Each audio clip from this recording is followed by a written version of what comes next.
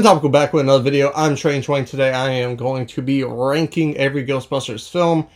To date, we just got through with Frozen Empire. It's still in theaters right now. If you want to go see it, don't. Not good, but I'll talk about that more in a minute. If you want to support this YouTube channel, save your $12 for your Ghostbusters Frozen Empire ticket. Donate to us. You can do that through that thanks button underneath this video.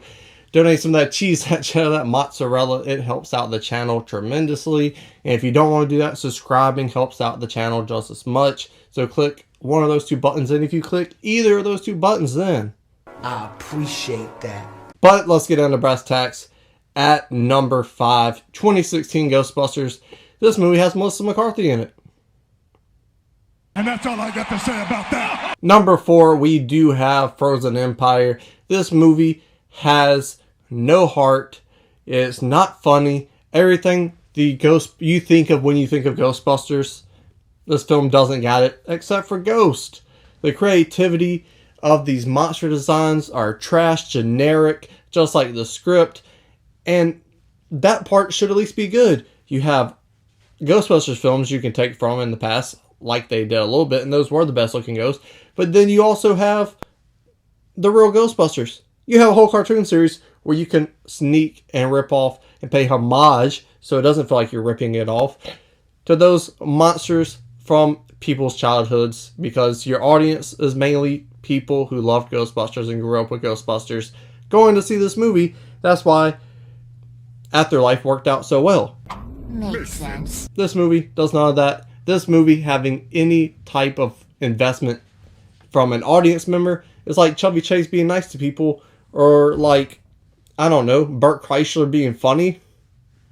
Impossible! Number 3, we have Ghostbusters 2. It has its bits and pieces that I enjoy.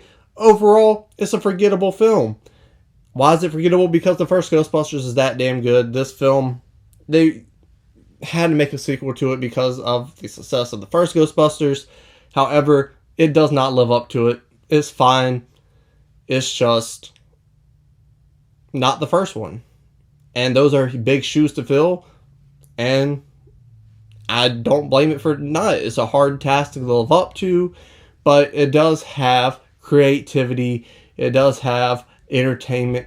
English, motherfucker, do you speak it? It does have entertaining moments throughout this entire film.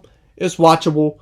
It's also very forgettable. If you never see it, I wouldn't go out of my way to watch it. But if you love Ghostbusters a lot, check it out.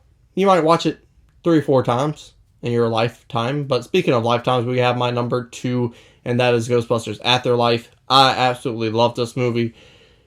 It had so much heart and emotion. It pulled on my heartstrings. My heart looked like the Nazi from Raiders of the Lost Ark's face at the end.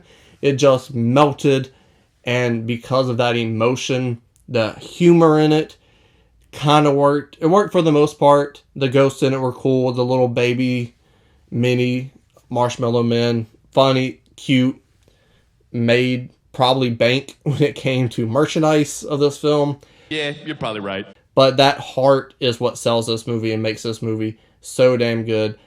Same problem I have with Ghostbusters Frozen Empire. Villain. It stinks. A lot of it does rehash moments and quotes and stuff from the original Ghostbusters, which nostalgia. This movie was made for nostalgia, so I give it a pass on that. Not the most original, but I did have fun and it pulled on my heartstrings. And I cried during a Ghostbusters movie. And I didn't think I would be crying during a Ghostbusters film, but I did. And I enjoyed it. That third act with Egon's ghost. Perfection. And if you couldn't guess, well, you're probably not that smart. No offense. But number 1 is obviously Ghostbusters. The original, the OG, what started it all. You have one of the funniest ensemble casts in the history of movies. You have hilarious dialogue. You have a great, fun, interesting premise. You have stakes. You have characters that you care about. You have side elements of characters you care about. You have just well-written characters that bring something to the script, no matter how minuscule their character may be.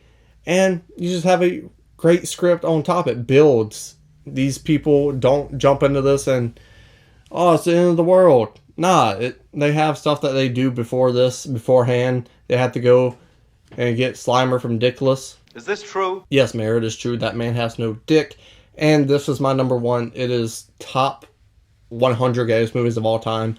Top 25 greatest 1980s movies of all time. This movie is going to live on forever, rightfully so. It's earned it. If it had a film review report card, it would make A's and A pluses in every single category. If you haven't seen it, you're missing out. Go check out the original Ghostbusters. It's the best for a country mile for a reason. But if you disagree with my list for whatever reason, let me know in the comment section down below. Scroll back up, hit the like button, share the video, and subscribe. It's not a game, it's a rich thing.